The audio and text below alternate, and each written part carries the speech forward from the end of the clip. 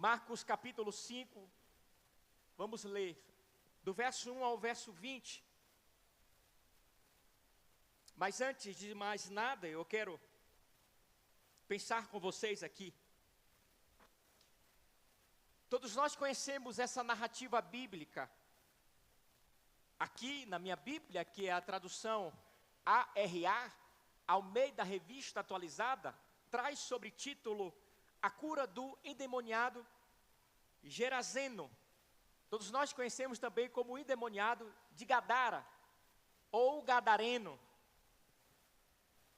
Bom, e é interessante que o contexto aponta que após Jesus operar um milagre diante dos seus discípulos, acalmar a tempestade, Jesus então, ele entra no mar e parte para Genezaré. E lá se depara com essa situação. O homem possesso, o homem que vivia à margem da sociedade, esquecido pela sua família, esquecido pelos seus amigos, esquecido pelos aqueles que residiam ali na sua cidade.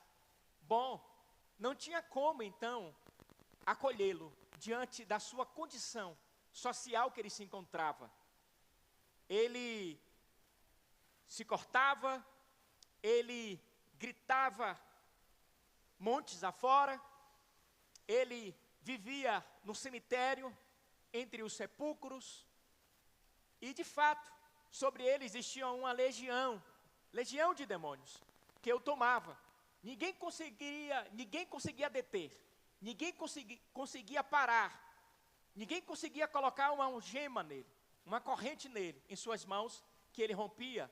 Ninguém conseguia colocar também algemas nos seus pés, que ele também rompia. Essa era a condição deste homem. Mas de forma tão miraculosa, o Senhor Jesus aparece na sua vida, transforma a sua vida, e de uma forma tão especial, o usa para o louvor da sua glória. Vamos nos debruçar nessa narrativa, o encontro de Jesus com o endemoniado Gadareno, ou de Genezaré. Tem por tema dessa mensagem, Jesus, o Deus que reescreve histórias. Jesus, o Deus que reescreve histórias. Eu vou dividir em 3 pontos essa mensagem. O verso 1 ao verso 5, eu pensei o seguinte: a condição do homem sem Cristo. Do verso 6 ao verso 13, a rendição das trevas diante da luz do mundo. Do verso 14 ao verso 20, a gente vai concluir o poder transformador de Cristo. Qual é a grande ideia que eu extraio então desses versos? Jesus, a luz soberana que liberta o homem das trevas, ressignifica a sua história e o envia para testemunhar da grandeza do seu poder redentor. Vou repetir a grande ideia, para que você possa fixar na sua mente, guardar no seu coração e ter por lição central desses versos, dessa narrativa bíblica. Jesus, a luz soberana que liberta o homem das trevas e ressignifica a sua história e o envia a testemunhar a grandeza do seu poder redentor. Vamos fazer então a leitura do verso 1 ao verso 20, que diz assim: entre mentes chegaram a outra margem do mar, a terra dos Gerazenos. Ao desembarcar, logo veio dos sepulcros ao seu encontro um homem possesso de espírito imundo, o qual vivia nos sepulcros. Nem mesmo com cadeias alguém podia prendê-lo, porque, tendo sido muitas vezes preso com grilhões e cadeias, as cadeias foram quebradas por ele, e os grilhões despedaçados, e ninguém podia subjugá-lo. Andava sempre, de noite e de dia, clamando por entre os sepulcros e pelos montes, ferindo-se com pedras. Quando de longe viu Jesus, correu e o adorou, exclamando com alta voz: que tenho eu contigo, Jesus, Filho do Deus Altíssimo? Conjuro-te, por Deus, que não me atormentes. Porque Jesus lhe disse: espírito imundo, sai desse homem. E perguntou-lhe: qual é o teu nome? Respondeu ele: Legião é o meu nome, porque somos muitos. E rogou-lhe encarecidamente que os não mandasse para fora do país. Ora, pastava ali pelo monte uma grande manada de porcos. E os espíritos imundos rogaram a Jesus, dizendo: manda-nos para os porcos, para que entremos neles. Jesus o permitiu. Então, saindo os espíritos imundos, entraram nos porcos, e a manada, que era cerca de 2.000, precipitou-se despenhadeira abaixo, para dentro do mar, onde se afogaram. Os porqueiros fugiram e anunciaram na cidade e pelos campos. Verso de número 14, ainda seguindo a leitura. Então saiu o povo para ver o que sucedera. Verso 15, vindo ter com Jesus, viram um endemoniado, o que tivera a legião, assentado, vestido em perfeito juízo, e temeram. Os que haviam presenciado os fatos correram-lhes o que acontecera, contaram-lhes, o que acontecera ao endemoniado e acerca dos porcos, e entraram a rogar-lhe que se retirasse da terra deles. Ao entrar Jesus no barco, suplicavam-lhe o que fora endemoniado que o deixasse estar com ele. Jesus, porém, não lhe permitiu, mas ordenou-lhe: vai para a tua casa, para os teus, anuncia-lhes tudo o que o Senhor te fez e como teve compaixão de ti. Então ele foi e começou a proclamar em Decápolis tudo o que Jesus lhe fizera, e todos se admiravam.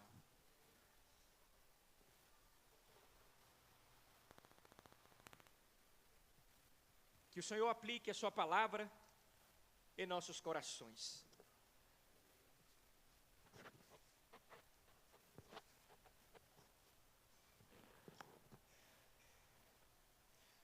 Queridos, que nessa noite, eu e você, possamos reconhecer que somente Cristo tem poder para quebrar o jugo das trevas, restaurar integralmente o ser humano e conduzi-lo de volta ao propósito eterno de Deus. Somente o Senhor Jesus. Somente Ele.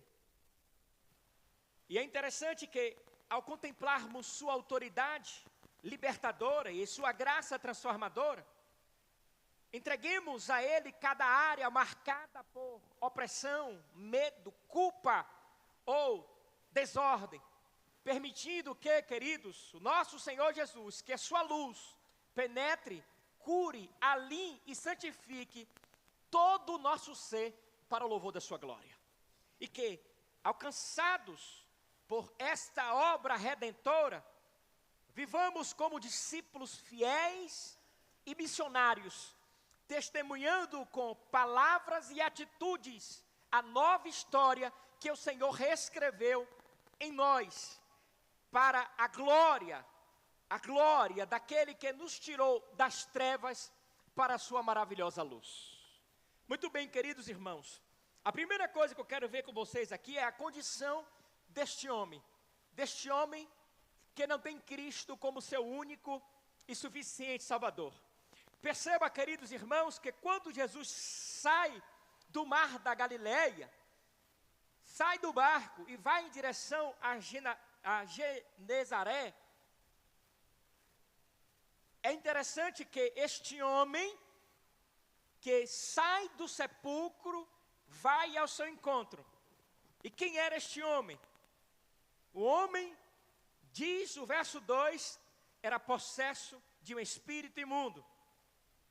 Diz no verso 3, parte A, que ele vivia nos sepulcros. A parte B do verso 3 ao verso 4 diz que uma força das trevas o dominava, a ponto de ninguém o dominar, prender com grilhões e cadeias. É interessante que a versão NVI nos traz mais para perto e diz que este homem vivia nos sepulcros e ninguém conseguia prendê-lo, nem mesmo com correntes, pois muitas vezes lhe havia sido acorrentado os pés e as mãos, mas ele arrebentara as correntes e quebrara os ferros dos seus pés. Ninguém era, olha só o que diz a versão NVI, ninguém era suficientemente forte para dominá-lo. No verso 5 diz que este homem andava sempre no cemitério entre os mortos, sepulcros, e pelos montes, gritando e se ferindo com pedras. Olha a condição deste homem, Jó. Olha o estado deplorável deste homem, minha querida irmã Márcia. Um homem possesso, um homem que estava à margem da sociedade, um homem que não tinha prestígio, privilégio, honra, que não tinha uma família, ou lá uma casa. A família dele era os mortos, o lar dele era o cemitério. E ele, então, martirizava o seu corpo, mediante a possessão, os demônios que estavam sobre a sua vida. Terrível era a condição deste homem. O retrato, queridos irmãos, do gadareno é uma descrição bíblica da condição do ser humano afastado de Deus, sem Cristo. Está aqui o retrato de um homem que não tem Deus, um homem que não tem Cristo, um homem que não confessou que Jesus Cristo é seu único e suficiente Salvador. Essa é a condição. Ou seja, o homem que está morto espiritualmente, escravizado pelo mundo, pelo pecado e por Satanás, como nós estudamos hoje, a carta aos Efésios, capítulo 2, a partir do verso 1 ao verso 3. Este homem estava entregue ao domínio das trevas. Era a condição que estávamos antes em Cristo, como diz Paulo, escrevendo aos Gálatas, aos Colossenses, capítulo 1, no verso 13, que é verdade. Nós estávamos subjugados ao império das trevas, incapaz de libertar-se por si mesmo. Essa era a condição deste homem. E é interessante, queridos irmãos, que de uma forma tão miraculosa o Senhor chega na sua vida. Mas antes disso, era a realidade dele, era o estado dele, era a condição dele. E muitos lá fora estão assim. Talvez, só talvez, tem gente assim nessa noite, aqui entre nós, ou que vai ouvir esta mensagem, ou assistir essa mensagem, ou está assistindo essa mensagem, que infelizmente está aprisionado pelas trevas, pelo medo, pela culpa, pelo pecado, pelo mundo, por Satanás. Infelizmente, porque o homem sem Cristo está nessa condição. O homem sem Cristo está afastado dele, está realmente morto espiritualmente. Não consegue ver, não consegue ouvir, não consegue falar com Deus. Esse é o estado. Assim, o gadareno não é apenas uma história extraordinária. É uma parábola viva da humanidade sem Cristo. Escrava, impura, morta e desesperada, aguardando o único que é capaz de libertar, vivificar e restaurar. Muito bem, queridos irmãos, pensando na condição deste homem, eu posso ilustrar como um navio. Eu dentro desse navio, com vocês, mas que o navio não tem um capitão. Não tem alguém para conduzir o navio. Não tem alguém para direcionar o navio. Aonde iremos chegar sem um capitão? Se alguém para segurar de fato o leme e direcionar o navio, ao lugar de chegada, ao destino, ao lugar que queremos chegar. Assim é o homem sem Cristo, dentro de um navio, sendo levado por um lado e por outro, por ventos, por ondas, por tempestades, por situações alheias, pelas trevas. Essa é a condição do homem. John Stott diz o seguinte, queridos irmãos: sem Cristo, não somos apenas fracos, somos escravos. E vimos isso hoje, escravos do mundo, escravos do pecado, escravos de Satanás. Essa é a condição do homem sem Cristo. Queridos, a condição do gadareno expõe que, separado de Cristo, o ser humano se torna fragmentado e incapaz de restaurar-se.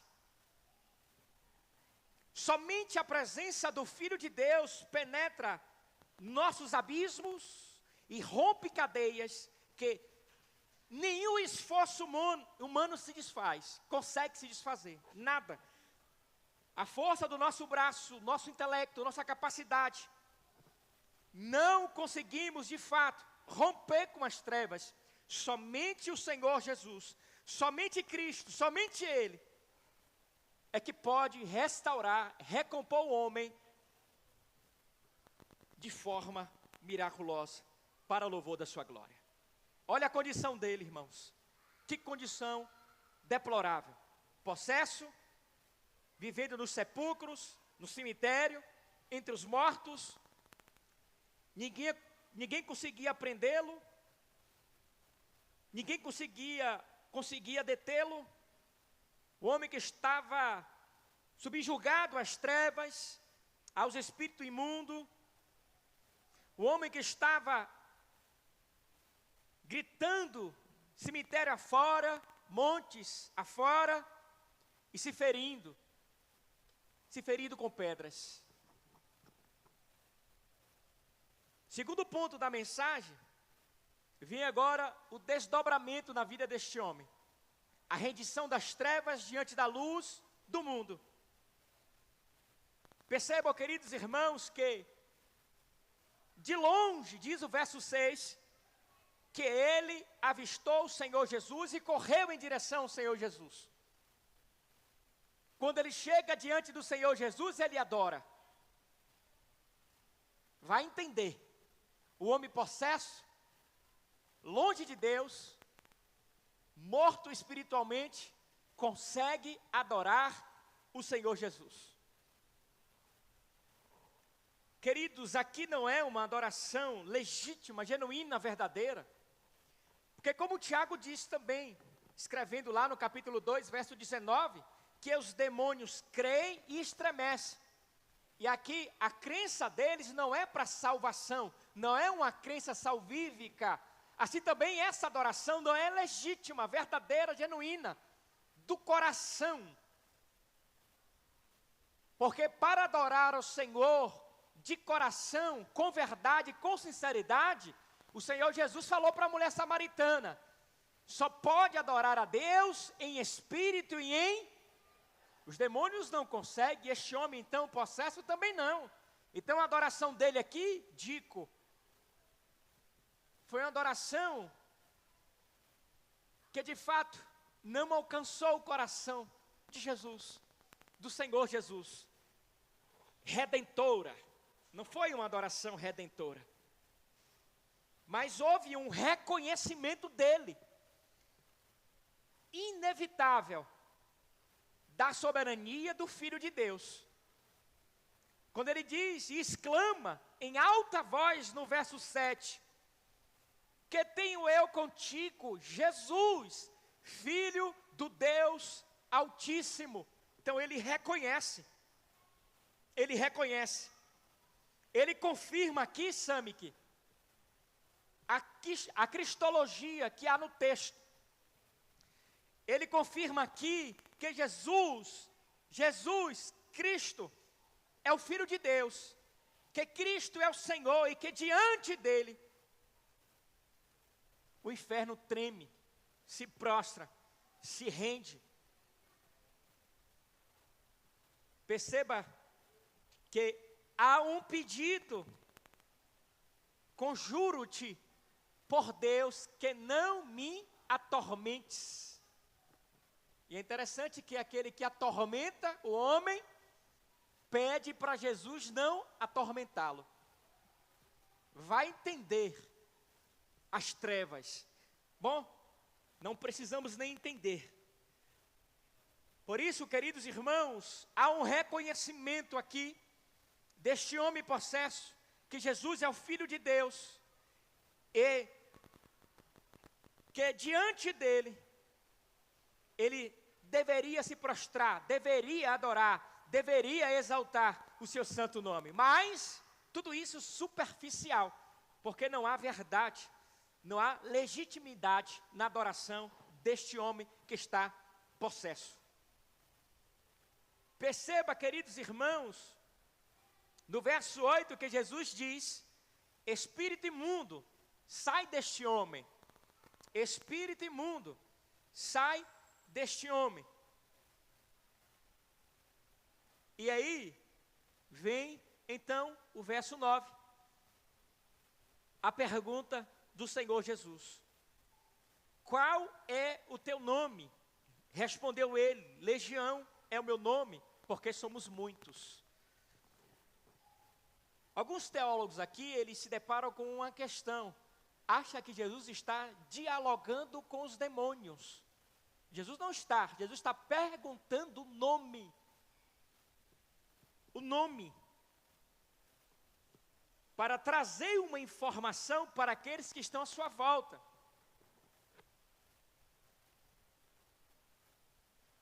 A ideia aqui, queridos irmãos, é expor a profundidade da escravidão daquele homem e revelar, Cristo revelar a sua superioridade sobre qualquer estrutura demoníaca.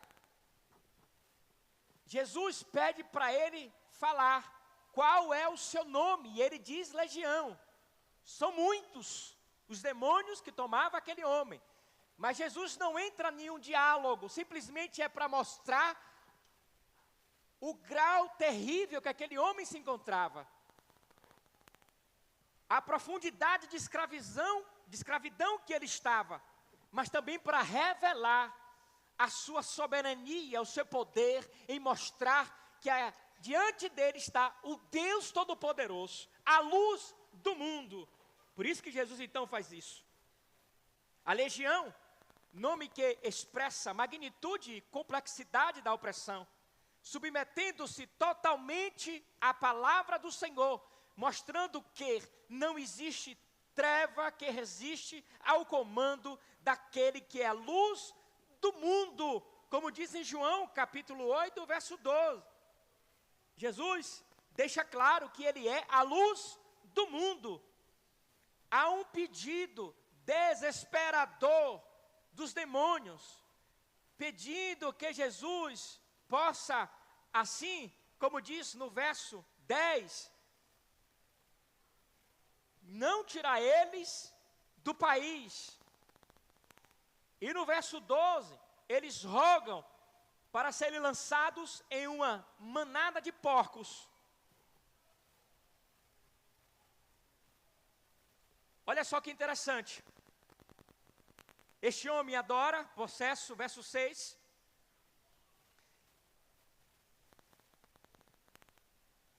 Ele clama, pedindo para não atormentar, verso 7. No verso de número 10, o homem possesso, a legião clama, roga para que Jesus não tire eles do país. No verso de número 12, mais uma vez, há um clamor, que Jesus mandasse eles para os porcos. É muito forte isso, queridos irmãos. E perceba que as trevas, a ação das trevas, ela é real. Os demônios existem, Satanás existe. Só que eles estão subjugados ao Senhor Jesus. eles clamam, eles rogam, eles imploram, eles suplicam ao Senhor Jesus. Todo comando vem do Senhor Jesus, toda autoridade vem do Senhor Jesus, toda ordem vem do Senhor Jesus, todo poder está no Senhor Jesus. Por isso, queridos irmãos, é perceptível aqui, é notável no texto que tudo que acontece é por vontade, permissão, autorização do Senhor Jesus.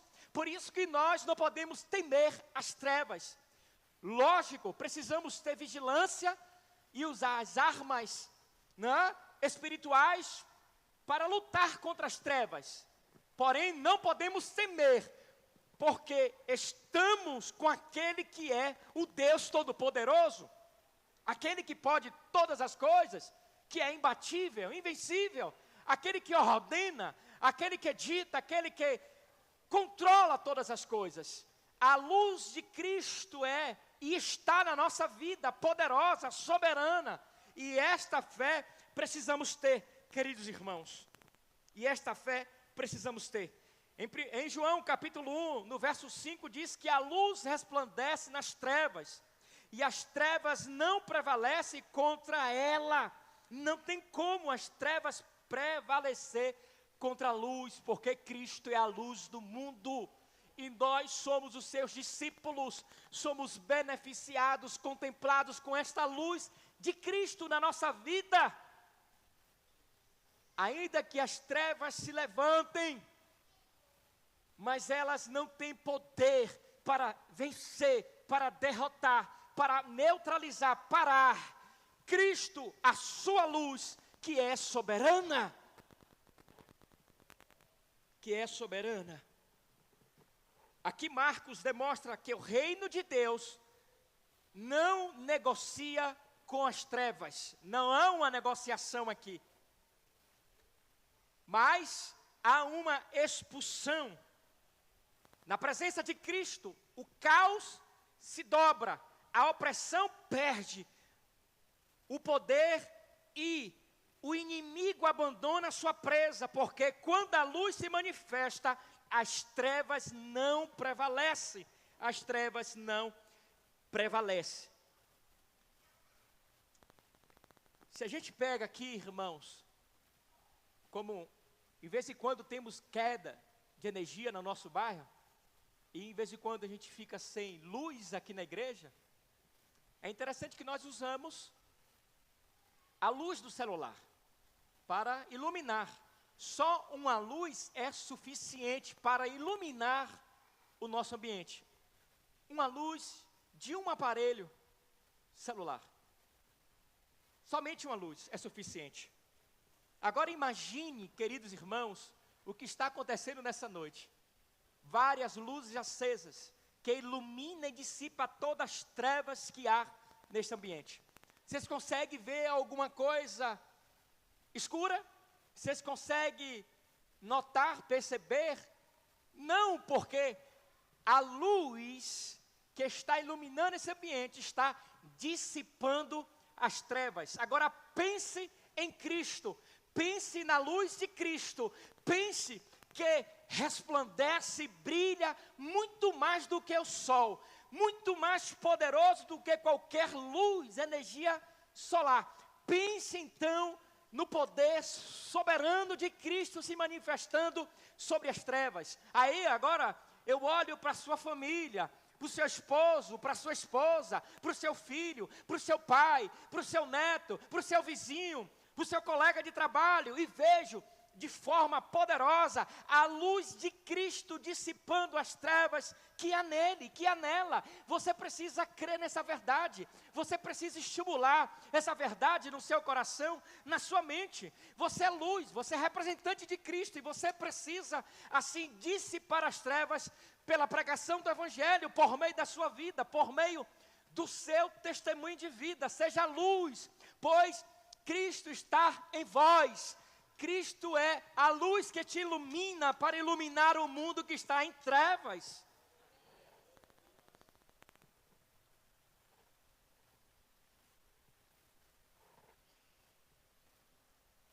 Assim como nenhum poder demoníaco pode resistir à presença de Cristo.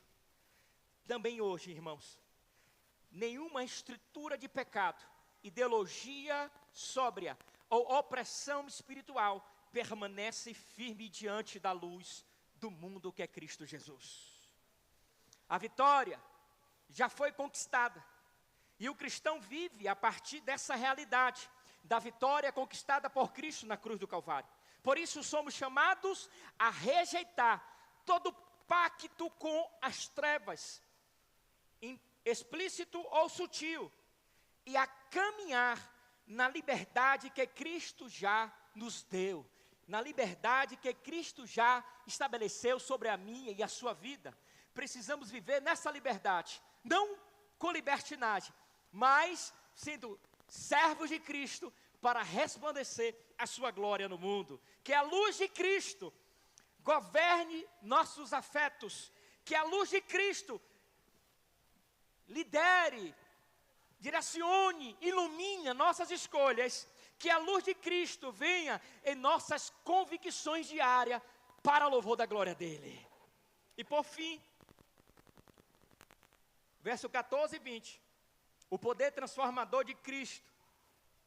Olha só, queridos irmãos, o homem que estava possesso de espírito imundo, o homem que vivia nos sepulcros, o homem que ninguém conseguia detê-lo, que não tinha amizade com ele, que não conversava com ele, que não dava bom dia, boa tarde, boa noite, ninguém encostava porque tinha medo, passava longe, não tinha comunhão com ele, uma relação com ele, uma amizade com ele.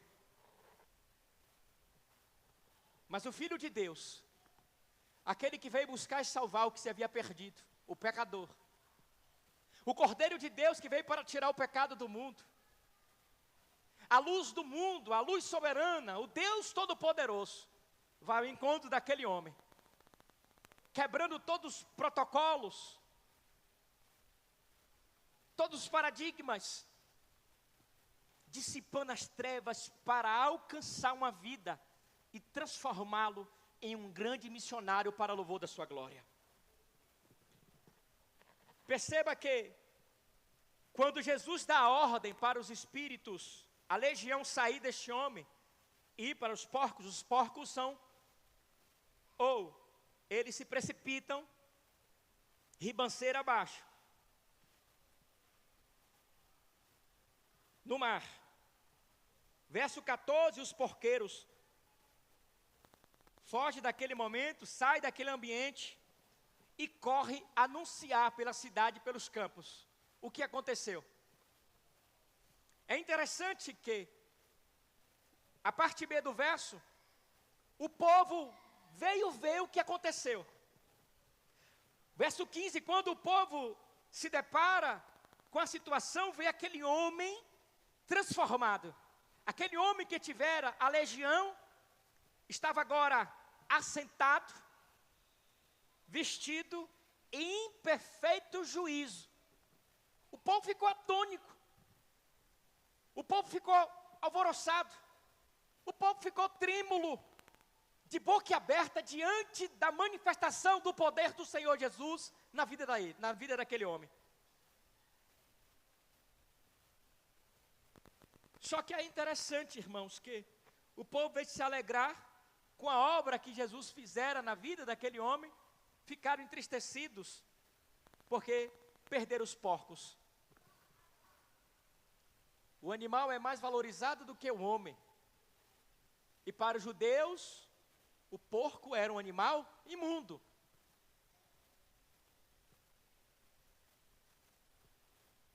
O Senhor Jesus pegou o que era imundo e pôs no que é imundo.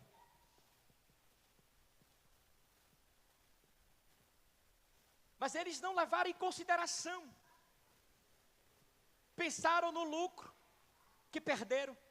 Pensaram nos animais que perderam. E não olharam para aquele homem e não agradeceram a Deus pela obra realizada por meio de seu Filho amado Jesus Cristo. E aqui entra o aspecto da ingratidão, da falta de reconhecimento, daquilo que a filosofia prega, que nós devemos usar as pessoas, amar as coisas e não adorar a Deus. Só que nós somos um povo diferente. Nós usamos as coisas, amamos as pessoas e nós adoramos a Deus. Amém? Mas esses homens não, eles estavam valorizando os animais que eles perderam, e não o homem que foi transformado. O homem que tinha perdido a sua família, a sua dignidade. O homem andava nu, sem roupa. E agora, liberto da possessão demoníaca dos espíritos imundos, vestido e agora com o perfeito juízo, tendo sã consciência de tudo que está acontecendo. Mas eles não olharam para isso.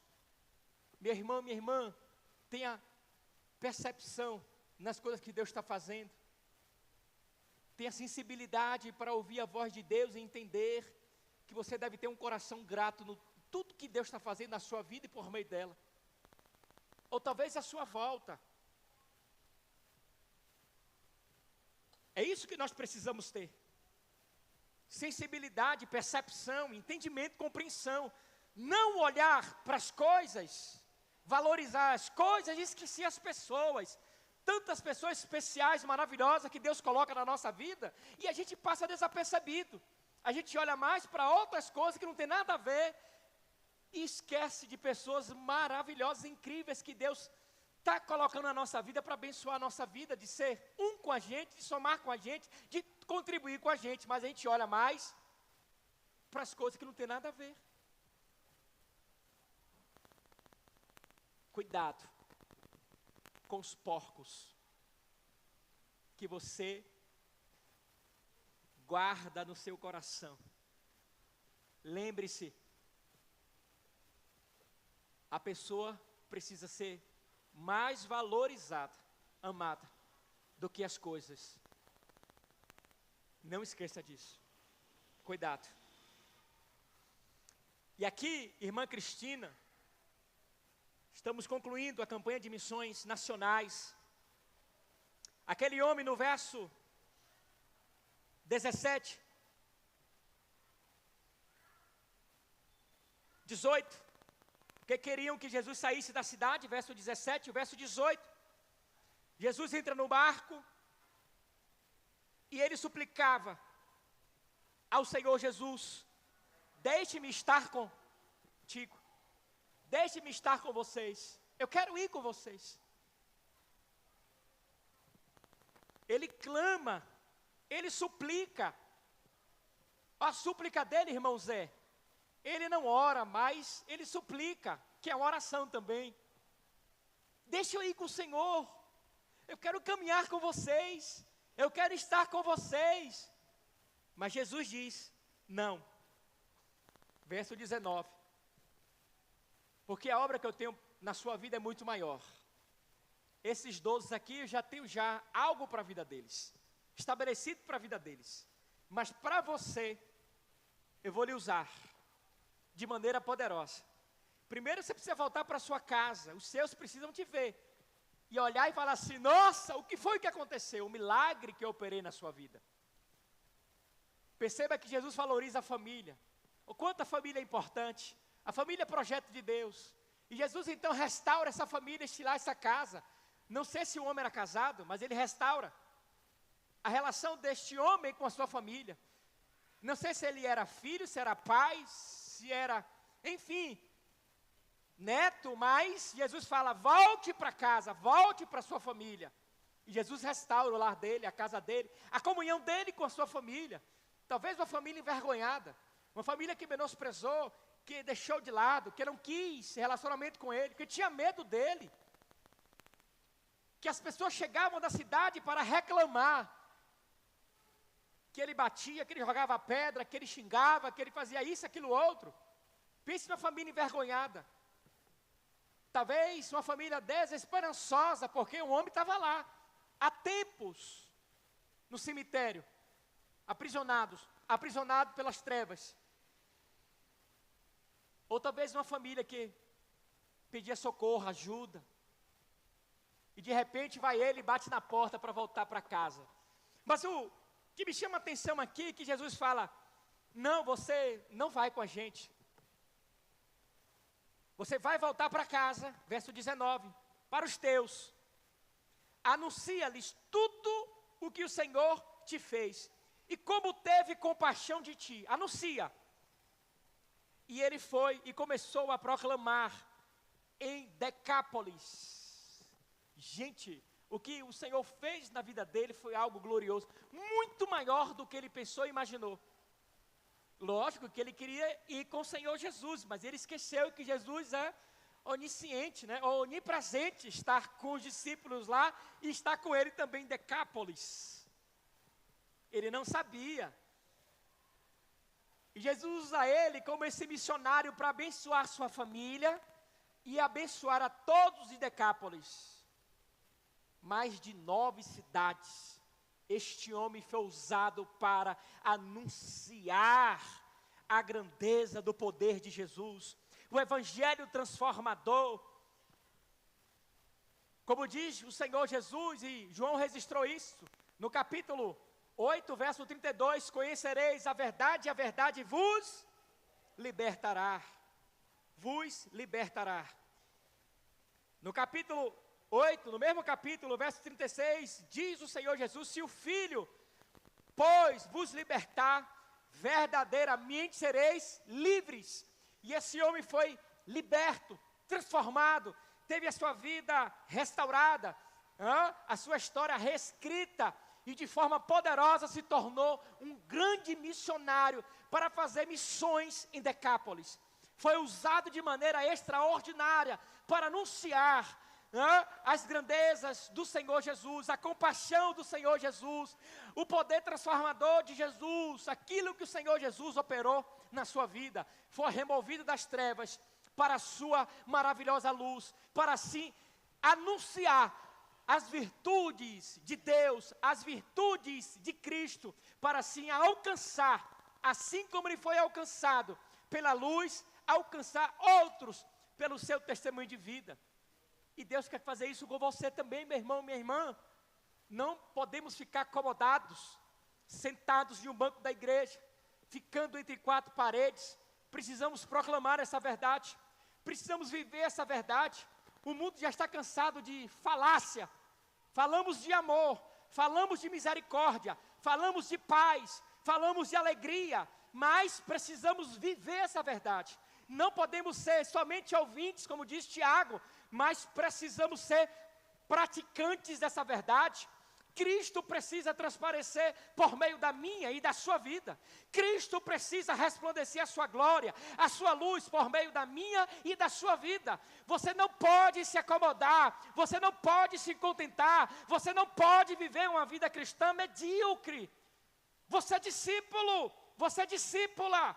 Está na hora de acordar, está na hora de brilhar a luz de Cristo, está na hora de ser sal da terra, está na hora de pregar o Evangelho, está na hora de ser uma dinamite na mão do Senhor, está na hora de ser um porta-voz de Deus, um arauto, um embaixador, para se anunciar a grandeza de Deus. Seja uma bênção nas mãos do Senhor, seja como este homem, assim como ele foi transformado, você, nós fomos transformados para transformar, libertos para libertar, curados para curar, sarados para sarar, livres para também livrar outros das garras de Satanás. Não temos poder, mas aquele que nos alistou, que nos chamou, que nos escolheu, que nos alcançou com a sua graça, ele sim é o Deus Todo-Poderoso, em suas mãos está todo o poder. Ei, dá lugar a Deus. Dá lugar a Deus. Nosso projeto para este ano foi esse tema: intimidade, uma jornada ao coração de Deus. Se eu levar a sua consciência para você fazer uma retrospectiva e falar assim: peraí, será que eu melhorei mesmo? Será que eu avancei na minha intimidade com Deus? Queridos irmãos, com todo o respeito, aqui eu não quero medir o grau de intimidade de ninguém que tem com Deus. Mas quem tem intimidade com Deus, a vida é diferente. Quem tem intimidade com os céus, o brilho é diferente. Quem tem intimidade com o Senhor Jesus, o perfume é outro. Quem tem intimidade com o Senhor Jesus, a fala é outra. Quem tem intimidade com Jesus, com os céus, com o Pai, não diz não, mas como escravo bate continência: Senhor, eis-me aqui para fazer a tua vontade. Porque Jesus também quis, na sua humanidade, ele disse 3 vezes no Getsemane: Senhor, aparta de mim esse cálice. Estou mentindo ou está escrito? Está escrito, não está escrito? Senhor, por 3 vezes ele ficou aflito, suou sangue. Um dos picos mais elevados dentro da medicina para o ser humano. Atenção, a ponto de suar sangue. E ele suou sangue no Getsemane. E olha só, ele diz por 3 vezes: aparta de mim este cálice. Mas assim como ele dizia, ele repetia também, logo na parte B da sua fala: mas todavia seja feita a tua vontade. Mas todavia seja feita a tua vontade. Mas todavia seja feita a tua vontade. Eu sei, meu irmão, minha irmã, que é desafiador a vida cristã. Não é fácil para mim, não é fácil para você. Eu sei disso.